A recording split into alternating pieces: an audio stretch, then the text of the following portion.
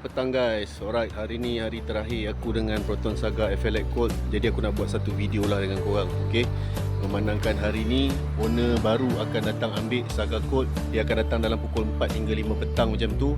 So dalam video ni aku nak cerita dengan korang. Nama aku, sepanjang aku buat video dekat TikTok Abang Saga tu, aku dapat daripada kereta ni lah. Daripada aku buat konten pasal kereta ni, aku dapat ramai follower. Dan kepada korang yang nak buat konten, nak naik cepat, nak follower ramai, korang boleh buat konten pasal kereta.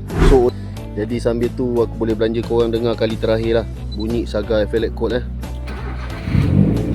Aku akan merindui bunyi ni. Kita rem sikit kita rem sikit.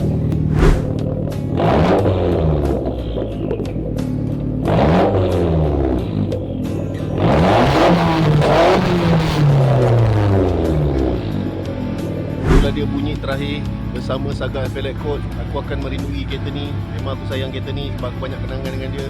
Walaupun dia cuma kereta Proton Saga je guys, tapi kereta ni banyak pengalaman dengan aku.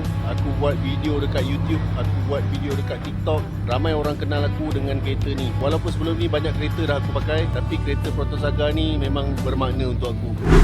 Okay, kita tengok enjin buat kali terakhir guys, sebelum owner baru datang ambil.